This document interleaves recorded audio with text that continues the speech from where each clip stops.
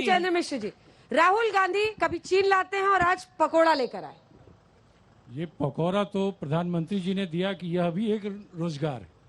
तो जब प्रधानमंत्री ही बोलते हैं नौजवानों को कि पकौड़ा बेचना भी रोजगार है, तो स्वाभाविक है ये बातें चुनाव के दौरान आएगी। सबसे बड़ा चीज क्या है कि अगर आप जंगल राज करके राजद के शासन को बोलते हैं और राजद के नेता को कहते हैं कि जंगल राज के युवराज, तो आप भी जुमलेबाजी दुनिया के बेताज बादशाह हैं। इतने जुमले बिहार को लेकर किए प्रधानमंत्री जी ने पिछले 6 वर्षों में, और 15 साल से बिहार के सत्ता में आप कैसी बात कर रहे हैं। आपने कहा 2 करोड़ रोजगार देंगे, क्या आपने दिया? क्या बिल्कुल नहीं दिया। आपने बिहार को पैकेज के बारे में बोला था कि 1.25 लाख करोड़ का पैकेज देंगे, दिया है कितना? 1540 करोड़। कई ऐसी चीजें हैं। पटना यूनिवर्सिटी को सेंट्रल यूनिवर्सिटी का दर्जा नीतीश जी मांगते रहे, मोदी जी ने नहीं दिया।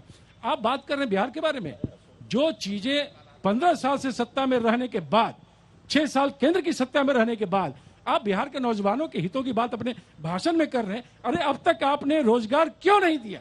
आपने कौन से उपाय किए बिहार के नौजवानों के लिए? आज जो नौजवानों के समक्ष सबसे बड़ी समस्या शिक्षा और रोजगार की है बिहार में, और जिस मामले बिहार सरकार फेल है, तो इन बातों को बताने के बजाय 15 साल पहले क्या हुआ, 20 साल पहले क्या हुआ, यह मतदान 15-20 साल पहले के कार्यों का मूल्यांकन नहीं कर रहा है। यह मूल्यांकन करेगा वर्तमान राज्य सरकार के क्रियाकलापों पर, और जनता में आक्रोश है। जनता ने आज फर्स्ट फेज के वोटिंग में यह इंडिकेशन दे दिया है। ठीक है, जल्दी से मेरे संसदीय क्षेत्र में 2015 में आए थे नरेंद्र मोदी जी और बोले थे कि अगली बार आएंगे तो यहाँ के चीनी मिल से की चीनी से चाय पियेंगे। आज उनसे ये सवाल किया जा रहा है, जवाब दीजिए जल्दी से, फिर आप लोगों के सवाल लेंगे। हाथ उठाइए। अंजना जी, सबसे पहले तो प्रेमचंद जी ने कहा कि पकौड़ा बेचने का काम जो है से, जो फुटपाथ पर जो है से अपना रोजगार ढूंढता है, जो रेहड़ी पटरी वाला काम करता है, अपने परिवार का जीवन यापन करता है, प्रधानमंत्री जी ने ये फुटपाथ पर लाने की तैयारी कर रहे हैं। ये कहा था कि पकौड़ा बेचो, पकौड़ा बेचो, सबको रोजगार कहा था। नौकरी नहीं, सबको हायर एजुकेशन की आप कहते पकौड़ा बेचो। मांगने वाला नहीं बनाएंगे, रोजगार देने वाला बनाएंगे। पकौड़ा बेचना, पकौड़ा बेचना योजना के तहत पकौड़ा बेचना, आप लीजिए हमसे लोन, नहीं हमसे लीजिए देश के नौजवानों को पकौड़ा बेचने के लिए कहते हैं। देश में 25 करोड़ लोगों ने इंजीनियर डॉक्टर बनाते हैं। योजना के तहत लोन लेकर के अपना रोजगार खड़ा किया है। एक व्यक्ति अगर 4 व्यक्ति को जोड़ने का काम किया है तो 125 करोड़ लोगों को रोजगार इस देश के अंदर में मिलने का काम किया है। हमने बिहार के अंदर में इंफ्रास्ट्रक्चर डेवलपमेंट किया है, हर क्षेत्र में काम किया है और उसमें लोगों को रोजगार मिला है। हमने नौकरी देने का काम किया है 6.5 लाख से, और ये 15 वर्षों के अंदर में केवल 92,000 नौकरी थे। 20,000 न्यायालय के अनुसार अगर शिक्षकों की बहाली किया था, उसमें शिक्षा मंत्री को भी जेल जाना पड़ा था। जवाब दे। हमने आगे कहा है कि हम रोजगार के अवसर पैदा करेंगे इस बिहार के अंदर। जनता से एक सवाल है, हम 19 लाख से ज्यादा। उनको रोकिए ना जरा।